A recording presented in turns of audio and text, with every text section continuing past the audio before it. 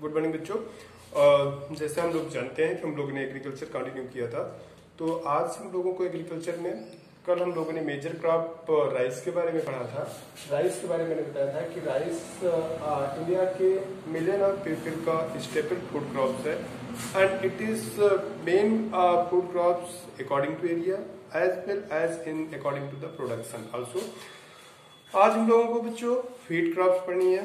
Feed very important rice crop, खासकर western India की very important food crop बच्चों feed. Feed के बारे में अगर हम देखें तो फीड एक बच्चों रबी क्रॉप में काउंट की जाती है। Feed is considered as a rabi crop. ये रबी क्रॉप की इंडिया की मेन क्रॉप्स है। रबी सीजन की इंडिया की मेन क्रॉप्स बच्चों फीड है। अगर फीड के बारे में देखा जाए, फीड का अप्लाई क्लाइमेटिक कंडीशन पढ़ते हैं एंड क्लाइमेटिक कंडीशन के बाद फिर इसके प्रोड्यूसिंग वर्ल्ड में कंट्रीज पढ़ते हैं एंड आफ्टर दैट इंडिया के टॉप 10 स्टेट के बारे में डिस्कस करते हैं इन the production of the feed. तो फीड अगर देखा जाए तो पहला important point, feed belong from the rabi season. Rabi season की मेन क्रॉप्स होती है। रबी सीजन से बिलोंग होने की वजह से it is officially that the season of rabi start from October or November after the harvesting of the kharif crop means in India especially UP में after the harvesting of the rice field। तो बच्चों feed रबी crop. इसके बाद feed के अगर हम geographical condition के बारे में देखें तो फीड प्रोडक्शन के लिए क्या ज्योग्राफिकल कंडीशन रिक्वायर्ड होते हैं, तो फीड प्रोडक्शन के लिए ज्योग्राफिकल कंडीशन ये है कि फीड ज्योग्राफिकल कंडीशन फीड के प्रोडक्शन के लिए बच्चों लो टेम्परेचर रिक्वायर्ड होता है। There is the need of the low temperature for the feed production. Feed के प्रोडक्शन के लिए 10 to 15 degree celsius temperature ideal temperature होता है। 10 to 15 डिग्री सेल्सियस is the ideal temperature of the feed and अगर इसके राइपिंग टाइम भी देखा जाए तो जस्ट उसका अपोजिट चलता है। जस्ट लाइक मैंने राइस के बारे में बताया था, मैंने कहा था कि राइस के प्लांट के मेच्योरिंग के लिए कि जब प्लांट ग्रो कर रहा हो या प्लांट मेच्योर हो रहा हो तो उसमें राइस को हाई टेम्परेचर की जरूरत होती है and at the time of the ripening या at the time of the flowering of the crop there should be the low temperature. But इसके जस्ट ये अपोज चलता है। फीड के प्रोडक्शन के लिए, प्लांट डेवलपमेंट के लिए, प्लांट की ग्रोथ के लिए वेरी लो टेम्परेचर की जरूरत होती है। जितना ज्यादा टेम्परेचर लो होगा, फॉर एग्जांपल के लिए फीड का प्रोडक्शन बच्चों जो 66 मैंने बताया था कि कनाडा के पास से जो आपका 66 degree Arctic circle pass out होता है, वहां पर इरी, हिरान, वेस्टर्न जो करके जो झीलें हैं, सुपीरियर झील है, वहां पर गेहूं का प्रोडक्शन बहुत ज्यादा होता है। जबकि ये रीजन ठंड, मतलब ये रीजन समझ सकते हैं कि इसकी जस्ट ऊपर का रीजन ठंड की वजह से फ्रीज कर जाता है। फ्रीजिंग के जो जस्ट बाद का एरिया है वहां पर व्हीट का प्रोडक्शन बहुत अच्छा होता है। तो बेसिक मेरे कहने का मतलब ये है बच्चों कि व्हीट के प्लांट के डेवलपमेंट के लिए लो टेम्परेचर की जरूरत होती है। There is the need of the low temperature for the development of the plant development के लिए wheat required very low temperature. Okay बच्चों। इसके बाद at the time of the जब फीड का सीड्स जनरेट होने लगता है, सीड बन जाता है, तो then it required the comparatively high temperature. High temperature नहीं चाहिए बट कंपैरेटिवली हाई टेम्परेचर चाहिए एट द टाइम ऑफ, मतलब 20 से 25 डिग्री सेल्सियस टेम्परेचर की जरूरत पड़ती है। 25 डिग्री सेल्सियस टेम्परेचर की जरूरत पड़ती है बेसिक। तो अगर हम टेम्परेचर की बात करते हैं तो temperature at the time of the growing developing plant, तो at the time of the developing plant feed required low temperature. जो feed required low temperature Wheat crops required very low temperature तो बच्चों wheat को low temperature की जरूरत पड़ती है at the time of the maturing the plant या at the time of the developing the plant, but at the time of the ripening जब फसल पक रही होती है तो उस समय it required the high temperature. Low temperature means इसे 10 to 15 डिग्री सेल्सियस टेम्परेचर की जरूरत होती है। 10 to 15 डिग्री सेल्सियस टेम्परेचर की उस समय जरूरत होती है जब ये इसके प्लांट का डेवलपमेंट हो रहा होता है, but at the time of ripening के समय बच्चों 20 to 25 डिग्री सेल्सियस टेम्परेचर की जरूरत होती है। 20 degree celsius to 25 degree celsius temperature की जरूरत पड़ती है at the time of the maturing of the plant. तो इस तरीके से इसके टेम्परेचर की बातें हो गई। आफ्टर दैट हम रेनफॉल देखते हैं कि व्हीट के प्रोडक्शन के लिए रेनफॉल क्या चाहिए। तो व्हीट के प्रोडक्शन के लिए बच्चों रेनफॉल चाहिए रेनफॉल बच्चों इसको कंपैरेटिवली राइस के कम जरूरत होती है, means 50 to 75 centimetre ideal rainfall होती है। Average ideal rainfall 75 centimetres average rainfall required for the wheat production.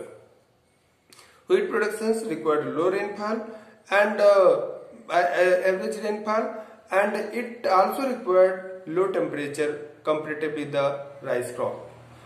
अब बातें करते हैं कि इंडिया में वर्ल्ड में सबसे पहले देखते हैं कि वर्ल्ड में सबसे ज्यादा व्हीट का प्रोडक्शन कौन कौन से कंट्रीज करते हैं। The most largest countries of the wheat production of the world. तो अगर wheat production of the world के लार्जेस्ट कंट्री की हम बात करें तो फर्स्ट रैंक पे बच्चों wheat production just like as a rice production and wheat production both में चाइना ही है। चाइना व्हीट प्रोडक्शन में वर्ल्ड के फर्स्ट रैंक को होल्ड करता है। China is in first rank in the production of wheat. China hold first rank in the production of wheat. China बच्चों पूरी दुनिया में 125.6 मिलियन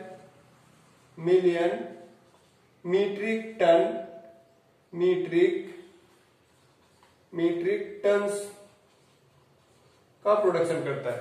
चाइना जो दुनिया में फर्स्ट रैंक है to produce in the production of the wheat as well as in rice also. China जो third largest country of the world है अकॉर्डिंग टू द एरिया, और अपने एरिया का लगभग 57% एरिया पे, टोटल लैंड एरिया का 57% land area में बच्चों चाइना एग्रीकल्चर एक्टिविटी को परफॉर्म करता है। ठीक है, चाइना अपने व्हाट एवर द लैंड माना जाता है कि लगभग 96 to 98 lakh square kilometre area China के पास है। कनाडा के पास third largest country of the world है। First Russia, Canada, then China, and अपने टोटल लैंड एरिया का 57 to 60% एरिया में चाइना एग्रीकल्चर एक्टिविटी कंडक्ट करता है। और उसके जीडीपी चाइना जो अभी तक के सिनेरियो पे जो देखा गया वो यही देखा गया कि अमेरिका के बाद सबसे लार्जेस्ट इकोनॉमी के रूप में चाइनीज इकोनॉमी आ रही है। और चाइना की ग्रोथ रेट के पीछे देखा जाए तो एग्रीकल्चर सेक्टर का 7 to 8% कंट्रीब्यूशन है। 7 to 8% वहां की एग्रीकल्चर सेक्टर कंट्रीब्यूट करता है in the GDP of China. तो चाइना एक काफी बड़ा एग्रीकल्चरल कंट्री है। तो चाइना दुनिया में सबसे ज्यादा व्हीट का प्रोडक्शन भी करता है। और 125 चाइना का टोटल प्रोडक्शन जो बच्चे होता है, चाइना में व्हीट का जो टोटल प्रोडक्शन होता है, चाइना व्हीट का total production 126 million metric tons का प्रोडक्शन बच्चों चाइना करता है। 126 अप्रॉक्स 126 पहले मैंने शायद लिखा 125.6, अप्रॉक्स 126 मीट्रिक टन हम कंसीडर करेंगे। This is the production of the wheat by China holding first rank in the world. Second rank में बच्चों इंडिया आता है। India is also in the production of India आता है। और इंडिया की पोजीशन है इस समय 94.4 मिलियन मीट्रिक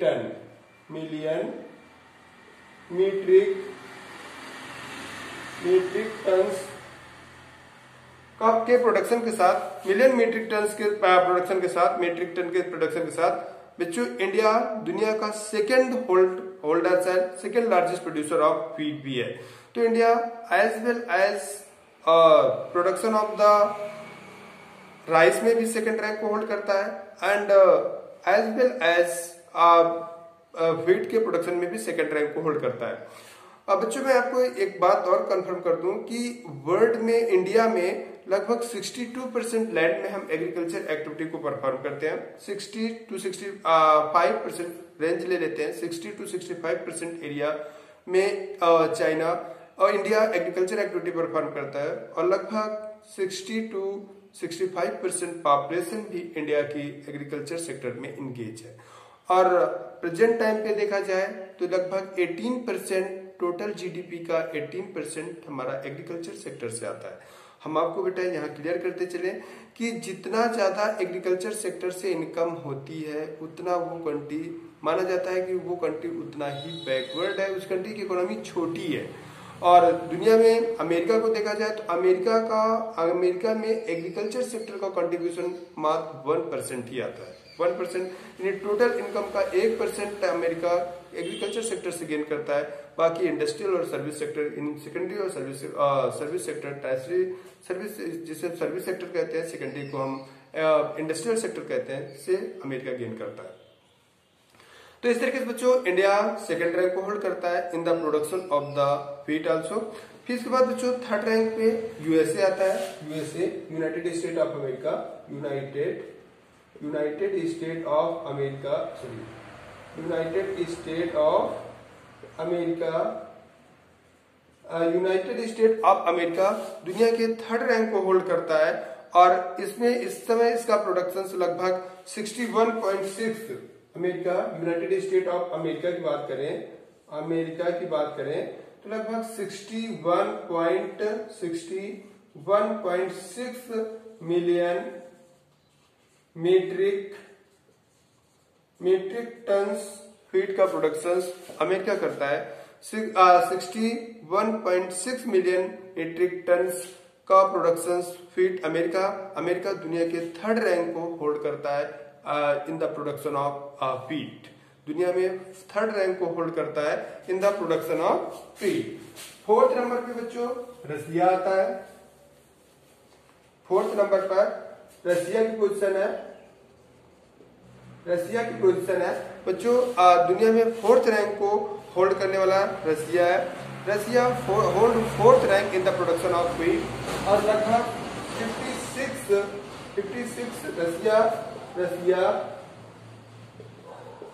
56 मिलियन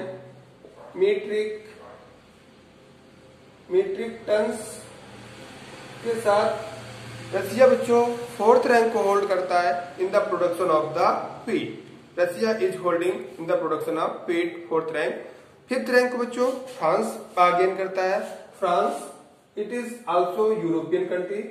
बच्चों जैसे मैंने आप लोगों को बताया था कि in the production of rice में एक अधिकार है हमारे कॉन्टिनेंट एशिया कॉन्टिनेंट का। इट हैज मतलब completely 90% to the entire production of the rice is produced by Asia continent। ऐसा व्हीट के केस में किसी कंट्री के पास नहीं है, किसी कॉन्टिनेंट के पास नहीं है का ये व्हीट का प्रोडक्शन पूरे वर्ल्ड में बटा हुआ है। As we seeing that third rank को अमेरिका होल्ड कर रहा है, फोर्थ रैंक को रसिया होल्ड कर रहा है, फिफ्थ रैंक को फ्रांस होल्ड कर रहा है और फ्रांस लगभग 40.4 मिलियन मीट्रिक टन्स का प्रोडक्शन रसिया कर रहा है। तो रसिया कर रहा है एंड फ्रांस कर रहा है 40.4 मिलियन मीट्रिक टन्स का प्रोडक्शन फ्रांस कर रहा है, जो कि दुनिया का fifth largest country of the wheat production है। अगर हम प्योर यूरोप की बात करें तो बच्चों प्योर यूरोप में हम लोग देख रहे हैं कि फ्रांस फर्स्ट रैंक में आएगा, लेकिन क्योंकि यूरोपियन कंट्री अपने आप को कंसीडर करता है रसिया, जबकि रसिया का व्हीट प्रोड्यूसिंग एरिया साइबेरिया तो अधिकतर बर्फ से ढका हुआ है, लेकिन साइबेरिया की तरफ का ही है यूक्रेन के आसपास का एरिया। व्हीट के प्रोडक्शन के लिए बहुत ज्यादा फेमस है। बट लेकिन अगर वैसे देखा जाए तो रसिया हो जाएगा यूरोपियन कंट्रीज में, लेकिन प्योर जिसका एक्सपेंशन सिर्फ यूरोप कॉन्टिनेंट में है, अगर इस कंसिडर पे इस लेवल पे देखा जाए तो France become the first state in the production of the wheat in Europe continent.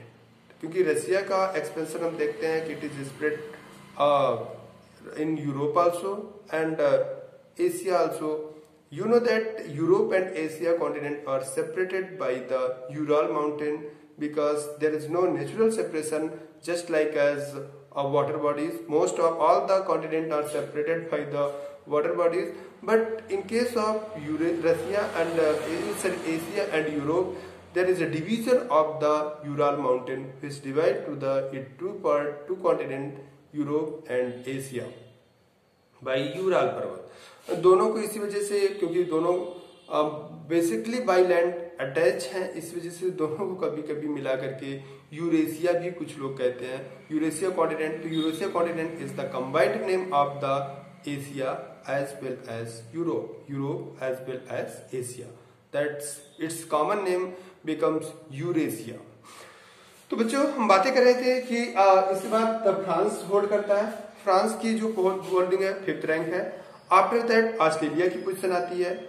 Australia 30 million ton के साथ 30 मिलियन टन, ऑस्ट्रेलिया की बात करते हैं, ऑस्ट्रेलिया की बात करें 30 million metric ton, 30 million metric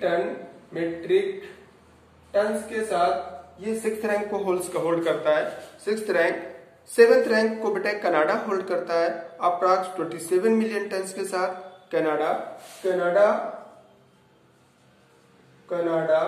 बच्चों 7th रैंक को होल्ड करता है 27 मिलियन मेट्रिक टन के साथ कनाडा होल्ड करता है। देन पाकिस्तान लगभग 23 मिलियन टन के साथ 7th रैंक। 8th rank.